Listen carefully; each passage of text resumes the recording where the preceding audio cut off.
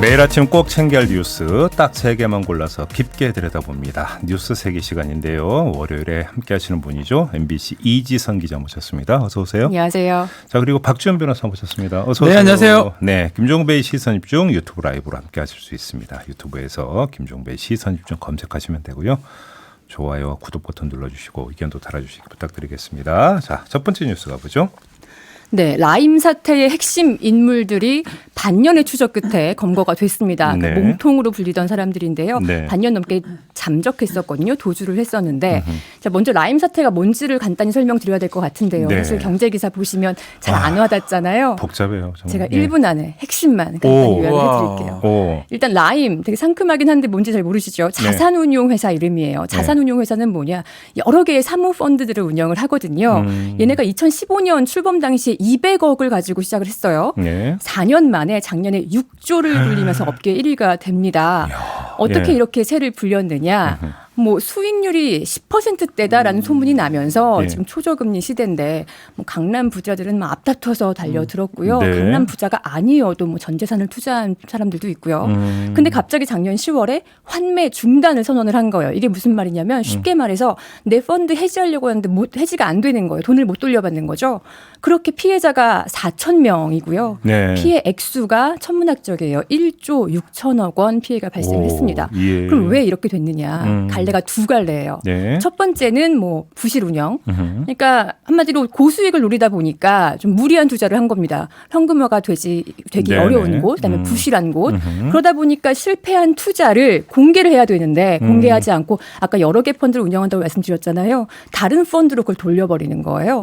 그러니까 이 펀드에서는 손실이 드러나지 않고 수익만 드러나고 그러니까 수익률이 부풀려진 거죠. 그러니까 이른바 펀드 돌려막기로 드러나지 않았던 것들이 작년에 그렇게 다 터지는 겁니다. 네. 자, 이게 첫 번째가 부실 운영, 두 번째가 핵심인데요. 자, 범죄입니다. 횡령, 뭐 앞에 것도 물론 범죄 혐의가 있을 수 있지만 네. 횡령, 로비, 사기, 종합 선물 세트입니다. 그러니까 영화라고 보시면 돼요. 한 편의 영화인데 자, 이렇게 3명의 핵심 인물이 있습니다. 이 모든 걸 설계하고 운영한 사람, 그 다음에 로비를 담당한 사람, 네. 그 다음에 판매를 담당한 축이죠.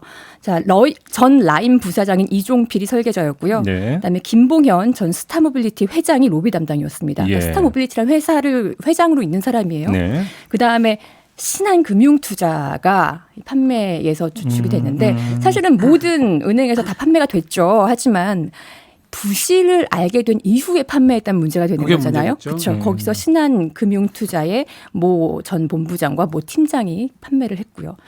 자, 그럼 문제는 이렇게 뭐 셋이 운영을 해서 투자금을 받은 다음에 어떤 회사에 투자를 해요. 네. 그다음에 전체가 아니라 그렇죠. 대부분 횡령을 하는 수법인 거예요. 수원 여객 같은 경우. 네, 기업 사냥을 해서 그 기업의 수익이 나면 또 횡령을 하고 그러니까 코스닥 상장 10여 개 기업을 사냥을 했고요. 또 제일 대표적인 게 리드라는 코스닥 회사가 있는데 800억을 거기서 횡령을 했는데 그 이종필 전 라임 부사장이 거기 연루가 됐고 네. 그다음에 아까 로비 담당이었다는 스타모빌리티 거기에도 595억을 투자했는데 네. 김봉현이 517억을 횡령을 했고 예. 그다음에 경기도의 수원여객이라는 버스 회사 또 270억에 인수했는데 161억을 횡령을 했고 이런 식이 계속 반복이 된 겁니다. 근데 이 로비에 또 청와대가 이게 이제 문제인 거예요. 네. 사실은 횡령하고 뭐 자본시장법 여러 가지 문제가 될 거로 보이는데 이거는 이제 구속이 됐으니 조사를 하면 되는데 네. 지금 연루된 사람은 행정관 정도가 한 명 연루가 돼 있습니다. 그렇다면서요. 5천만 원 정도 뇌물을 받았는데 네. 이 규모가 지금 1조대입니다. 5천만 원 뇌물이라는 거는 너무나 터무니없이 적습니다. 네. 그렇기 때문에 청와대나 뭐 다른 어떤 관계 부분 이게 아마 검찰 수사의 핵심 포인트가 아닌가 생각이 들어요. 그렇죠. 근데 뭐 청와대 행정관이라고 하지만 사실 금감원에 그렇죠. 파견 파견된 직원이죠. 직원이에요. 네. 그러니까 금감원 팀장급 직원이었던 사람인데, 네. 그러니까 김봉현 스타모빌리티 회장과는 초등학교 친구 사이고요. 그러니까 뇌물 받고 뭐 동생 취직시키고 뭐 법인카드 주고 여러 가지 이런 것들이 있는데, 그러니까 이 사람만 이렇게 돈을 받고 금감원 정보를 줬느냐, 예. 아니면 훨씬 뭔가 그렇죠. 전관계 로비 의혹이 돈 너무 있을 적어요. 것이냐. 돈 너무 적다 핵심이에요. 말하는 게 제가 맞는지 몰라 그냥 규모라는 게 있거든요. 이 돈을 운영하는 쪽에 몇백억대를 운영하는데 네. 죄송한 얘기죠. 꼴랑 5천만 원 정도밖에 안 쓰지는 않습니다. 음. 이 사람은 깃털 같은 사람이고 더 많은 사람이 있을 가능성을 배제할 수가 없습니다. 지금 그리고 김봉현이 워낙에 이 업계에서 로비의 로비스트니까. 대가로 그렇죠. 워낙에 이름을 날리던 사람이었기 때문에 네. 얘들이 그 검거된 것도 되게 영화 같아요. 네. 성북동의 고급 단독 주택 단지에 숨어 있었는데 거기 검찰이 엄청 아까 반년 가까이 추적을 했다고 했잖아요. 검거를 해봤더니 그 안에 수억 원의 현금 돈 뭉치가 숨겨져 있고 대포폰에 가짜 신분증에 진짜 뭐 영화라고 해도 몇 년 뒤에 또 이제 그 영화 한 편 나오는 거 아닌가 나올 수도 싶은 생각이 있죠. 좀 드는데요. 이 그러니까 결국 핵심은 지금 그 이지성 기자가 쭉 이제 정리를 해줬던 대로 각종 범죄 혐의에 대해서는 이제 검찰이 수사를 해서 밝혀서 네. 이제 그러니까 처벌을 당연히 해야 되는 거고 이제 관심사는 이게 일종의 어떤 그 뒤에 권력 그렇죠. 뒷배가 네, 있느냐 네. 없느냐. 네. 그러니까 지금 그 이미 구속된 그 전 청와대 행정관은 말 그대로 깃털이고 이 사람 뒤에 이제 몸통이 있느냐 없느냐 이게 이제 사실은 이제 가장 그렇죠. 중요한 문제 아니겠습니까? 네. 정관계 로비가 광범위하게 벌어졌는가. 네. 근데 정관계 로비를 밝히기 위해서는 이 라임 주동자들이 벌였던 행각이 권력의 뒷배가 없이는 사실은 그 저질러지기 힘든 내용이 뭐가 있느냐. 일단 이것부터 좀 확인이 돼야 되는 거죠. 그러니까 이제 검거한 게 의미가 있는 게 검거를 못 했잖아요. 네. 그래서 라임은 뭔가 무성한 소문이 있었는데 검거를 해서 하나하나 밝혀내면서 권력이 개입될 여지를 찾아내야 될 것 같아요. 그렇죠. 예, 예. 그러면 이 정도 규모의 자산운용사가 이렇게까지 부실인데 금감원이 그 전까지 그렇죠. 몰랐겠느냐. 알고 있었거든요. 알고 있었는데 그렇다면 왜 진작에 감사가 이루어지지 않았느냐. 네. 네. 그게 오늘 핵심이죠. 사실 그렇죠. 어찌 보면. 결국 네. 이제 오늘 한 조간이 보도한 것에 따르면 청와대 공직기강 비서관실에서 이 그 김모 행정관에 대해서 이제 감찰을 벌인 바가 네. 있다. 뭐 이 이야기가 지금 나오고 있는 건데요. 이제 근데 감찰 결과에서는 뭔가 어떤가 특이점이 이제 별로 네. 그러니까 나오지 않았다라고 하는 게 지금 일단 오늘 조간의 보도인데, 근데 조간의 보도가 일단 맞는지 좀 확인이 필요한 것 같고요. 아무튼 이제 어찌 본다면 시작이라고 봐야 되겠죠. 이제 시작입니다. 구속 어제 김봉현까지 다 구속이 됐으니까요. 그러게요. 이제 좀 지켜봐야 될 것 같아요. 알겠습니다. 아마 이제 계속 이제 매일매일 좀 뉴스가 좀 쏟아져 나올 것 같습니다. 자, 다음 뉴스로 넘어가죠. 네, 북한 김정은 국무위원장 원산에 있을 거라는 얘기가 있었는데 어제 미국의 북한 전문 매체죠 38노스에서 네. 원산에 김정은 위원장 전용 열차로 추정되는 그 위성 사진을 공개를 했습니다. 네, 네, 네. 원산에 그 휴양지가 있어요. 보안 시설인데 그 바로 아래 기차역이 있거든요. 예. 그게 15일 사진에는 여기 비어 있었는데 이 김정은 건강 이상설이 처음 제기가 된 네. 21일 사진에는 250m 길이의 기차가 포착이 됐고요.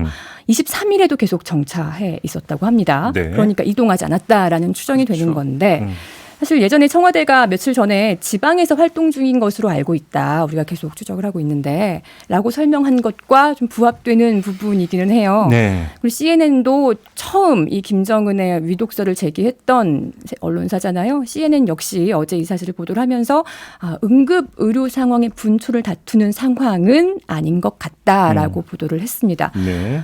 하지만 뭐 김정은 위원장이 직접 모습을 보인 건 아니기 때문에 아직 어떤 추측도 예단할 수는 없는 거긴 한데요. 38노스는 또 이 열차가 23일쯤에 출발 징후를 또 보였다고 밝혔어요. 그러면은 다른 곳으로 이동을 했을 수도 있고요. 네. 그러니까 지금까지 나오는 이야기를 쭉 종합을 하면 대단히 이제 그 신중해야 되지만 좀 모아지는 공통 분모가 코로나인 것 같더라고요. 그러니까 무슨 피하기 이야기냐면 위해서. 첫째 중국에서 50명 규모의 의료진을 급파를 했다라고 네. 하는 부분. 그다음에 이제 그 김정은 위원장이 원산으로 가게 됐던 계기가 이 경우는 호위총국이죠. 네. 호위총국에 있는 어떤 사람이 어떤 코로나에 감염이 됐다라고 네. 하는 이것 때문이라고 하는 이야기. 이 모든 걸 종합을 해보면 결국은 코로나 이거로 인해서 어찌 본다면 직무 공간을 원산으로 옮긴 게 아니냐. 그래서 그렇죠. 이제 김여정 부부장이라든지 그다음에 그 조용원인가요? 조직부장 네. 이런 사람들이 같이 동행을 했다라고 하는 것들을 보면 결국은 코로나 우려 때문에 그 호위총국에 있는 사람이 만약에 정말 코로나에 감염됐다면 그것이 어떻게 번질지 모르니까. 그러니까 북한 의료 체계가 그렇게 만만 또 좋은 건 그렇지 아니니까요. 그런데 그렇다고 호위총국에 호위가 없이는 사실은 이동하기 힘든 게 그렇죠. 김정은 위원장인데 그렇기 때문에 그런 원산이라고 하는 어떤 격리된 상황에서 그러니까 그 공간으로 이동을 해서 이제 직무를 보한 게 아니냐라고 하는 네. 추측이 나오고 있는 그럼에도 거죠. 추측이. 이런 국가에서 김정은 위원장의 이 밖으로 드러나는 모습 인제적으로 나와줘야 되거든요. 계속적으로 뭐 자꾸 안 나오면 지난번에도 뭐 다리 아플 때 근데 꽤 오래 안 그게 나왔잖아요. 근데 이게 그렇게 만약에 코로나라고 한다면 그게 충분히 설명이 되죠. 첫째 일단 중국 의료진을 이야기를 안 했는데 김정은 위원장의 어떤 그 긴급한 어떤 그 의료 네. 행위 때문이라면 50명까지 급파될 이유가 있느냐라고는 어떤 아주 상식적인 그렇죠. 의문이 그렇죠. 제기가 되는 네. 거고 만약에 김정은 위원장이 코로나 염려 때문에 그 이동을 한 거라고 한다면 사실은 이동을 최소화해야 되는 거죠. 특히나 공개된 장소에 나오기가 힘든 부분이 있는 그러네요. 거죠. 예. 그러니까 왜 모습을 드러내지 않느냐라는 이야기는 사실은 코로나 때문이라고 한다면 별로 성립이 안 되는 이야기일 수도 있다. 이렇게도 한번 추정을 해볼 수 있는 건데 다시 말씀드리면 추정입니다. 네. 추측이고 뭐. 네. 뭐 더- 여러 더- 가지 다 가능성이 있죠. 여러 가지 뭐 그렇죠. 질병. 2014년도에는 발목 무혹 제거 그때 수술 때문에 그때도 오래 6주 동안 모습이 쉬었잖아요. 안 보였었기 때문에. 네. 근데 뭐 말씀하신 것처럼 중국에서 대규모 예전에는 김일성 죄송합니다. 김정일 김정일 위원장. 죄송합니다. 네. 김정일 위원장 때는요. 프랑스에서 의사가 오고 뭐 그랬었거든요. 그러니까요. 근데 중국에서 이렇게 대규모로 온다는 거는 앵커 말씀하신 대로 코로나일 코로나의 가능성이 가능성이 좀 높은 것 같습니다. 그러니까 만약에 정말 코로나라고 한다면 김정은 위원장의 신변 문제도 관심사지만 어떤 그 북한 주민들의 그렇죠. 네. 건강 문제도 사실은 이제 심각한 문제로 보도상으로는 봐야 된다. 0명이거든요. 그러니까요. 0명일 수가 없. 근데 뭐 이제 모르겠어요. 외신 같은 경우는 물론 그 외신이 얼마나 확인하고 하는지는 모르지만 북한에서 코로나에 감염된 확진자가 뭐 200 몇십 명이라고 숫자까지 지금 보도하는 외신도 있는 건데 그러니까요. 이 숫자가 도대체 어떻게 나온 건지도 사실은 좀 그 궁금하긴 합니다만 만에 하나 정말 코로나 때문이라고 한다면 지금 북한의 의료 체계에 비춰볼 때 이거 좀 심각한 문제로 네. 갈 수가 네. 있다. 그다음에 이거는 좀 국제적인 지원이 필요할 수도 있다라는 이야기를 좀 연결이 되는 것 같은데 알 길이 없으니 그러니까 길이 북한이 없죠. 그렇게 확인할 길이 없으니 그게 문제라는 이게 거예요. 좀 문제인 거죠. 어느 정도 나와줘야 돼요. 사람이 안 나오면 안 돼요. 알겠습니다. 지금 김정은 위원장이 키가 170인데 몸무게가 130kg이에요. 그러니까요. 네, 예, 그러니까- 심혈관 질환이 뭐 거의 그러니까 저기 이제 가족 병력으로 네, 그러니까 한마디로 고위험군입니다. 거기다 담배 고위험군. 피고 네. 술 마시고. 먹고. 네. 저는 담배 끊었습니다. 어, 저도요. 자 마지막 뉴스로 넘어가죠. 네. 김종인, 홍준표 이 두 사람이 연일 날선 공방을 이어가고 있습니다. 네. 통합당의 비대위원장직을 수락한 김종인 전 위원장 그리고 통합당 복귀를 원하고 있는 홍준표 전 대표.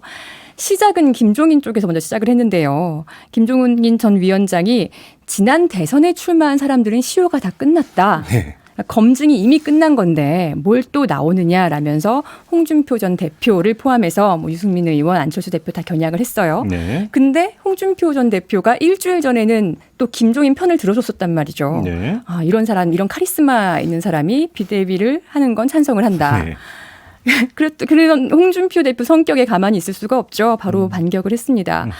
27년 전에 김종인 전 위원장이 뇌물 혐의로 처벌을 받은 사건인 동화은행 비자금 얘기를 꺼내면서 좀 오래된 얘기긴 하네요. 네. 사건 당시 93년도입니다. 사실 저는 잘 몰랐던 사건이에요. 1993년도에 네. 경제 수사할 사건 때. 당시에 내가 직접 조사를 했고 자백을 받았었다며 이런 네. 비리 비대위원장에 반대한다고 직격탄을 날렸는데요. 네. 그러면서 그만하면 오래 했다. 이제는 정계에 기웃거리지 말라라고 또 얘기를 했습니다. 네. 그랬더니 또 김정은 위원장은 홍준표에게 조사받은 적이 없다. 또 홍준표 쪽에서는 연세가 많아서 기억을 못하는 거다. 그러면서 뭐 비대위를 새로 꾸리자라고 얘기를 했습니다. 통합당 내부에서도 의견이 분분합니다. 그렇죠. 네, 비대위 공개 이렇게 김종인 전 위원장 체제로 가는 걸 반대하는 의원들과 이렇게 단입 분열하면 안 된다. 이대로 가자. 그리고 전국위를 연기하자는 의견과 연기하면 안 된다. 이런 의견들이 그러니까. 다 나오고 이제 있습니다. 그렇게 자중질환이에요, 완전히. 이제 조경태 최고위원 같은 경우에 이제 그 조기 잔대를 주장을 하고 있는데 뭐 보도에 따르면 조경태 최고위원은 당권을 노리고 있다고 그러고 네. 김태현 의원도 전과 김종인 비대위를 반대를 하고 있는데 원내대표를 노리고 자기가 네. 당직을 노리고 있고 그러니까. 지금 뭐 홍준표 전 대표 이렇게 하는 거는 아마 김종인 비대위원장이 70년대생으로 해야 된다. 이 얘기 듣고 좀 화가 나신 것 같아요. 아니, 뭐 시효는 끝났다고 하니까 얼마나 기분이 나쁘겠어요. 그렇죠. 그러니까 그게 동아은행 사건이 진짜 93년도 경제 수사할 때 제가 알기로 그렇거든요. 저도 우리가 기억이 나겠나? 조사했는지 정확하지 뭐 알 수도 없지만 홍준표 당시 검사 시절 때 네. 어쨌든 이 얘기를 지금 꺼낸다는 거는 사실은 완전히 뭐 화가 나고 하여튼 싸워보겠다 이런 걸로 보여요. 아마 제 생각에는 계속적으로 SNS에 글을 올릴 거라고 생각이 듭니다. 근데 그 냉정하게 봐서 홍준표 이제 당선인이죠. 홍준표 당선인은 미래통합당 당원이 아니거든요. 네. 그러니까 만약에 그 김종인 비대위가 출범하고 복당을 안 시켜주면 그렇죠. 밖에서 그러니까 그 말총을 쏘는 거 말고는 방법이 없는 거잖아요. 맞아요. 복당 불허했던 황교안 전 대표가 없으니 사실 찬성을 했던 건데 이렇게 상황이 되니까 네. 싸움이 벌어진 뭐 것 같습니다. 워딩은 우리 당이라고 계속해요. 네. 홍준표 전 대표 우리 당인데 우리 당 아니죠 지금 무소속이기 때문에. 네. 그런데 우리 당이라고 표현을 계속 하고 있습니다. 그냥 본인은 어떤 뭐 나가고 싶어서 나간 게 아니기 때문에 그렇죠. 나는 내 마음의 고향은 영원히 미래통합당이다. 통합당이다. 이런 주장이라고 봐야 되겠는데요. 네, 탈당파들은 그래서 전부 좀 이렇게 비대위에 대해 관심을 많이 갖고 있는 상황인데 그렇죠. 4년 전에도요. 미래통합당이 총선에 졌잖아요. 4년 전에도 이런 전국위가 연기되고 이런 사태가 있었거든요. 이게 또 한 번 재현되는 거를 당내에서 많이 경계를 하고 그러니까 있긴 합니다. 이제 나오는 게 이제 가장 우려하는 게 내일 이제 전국이 소집이 네. 되어 있는데 정족수 미달로 무산될 가능성에 대해서 이제 우려를 하고 있다. 있다고 하거든요. 뭐 이런 이야기가 좀 나오고 예. 있더라고요. 아무튼 내일 이제 뭐 이제 열려봐야 아는 문제가 되겠는데 아무튼 이제 그 비대위가 출범하기도 전에 사실은 뭐 이거 갑론을박이라고 하는 것은 너무 이제 그 평화적인 표현인 것 같고 이전 투구가 자중질환. 벌어지고 있는 네. 예, 지금 이런 상황인데요. 관련해서 저희가 3부에서 김근식 교수 인터뷰가 예정이 되어 있습니다. 홍준표 당선인이 김종인 위원장에 대해서 아주 날선 비판을 하고 있는데 그런 홍준표 당선인을 또 맹공격한 사람이 김근식 교수인데 왜 그랬는지 한번 입장 들어보도록 하겠습니다. 네. 자, 뉴스 세계 이렇게 마무리하죠. 이지성 기자, 박지훈 변호사와 함께했습니다. 고맙습니다. 맞습니다. 감사합니다.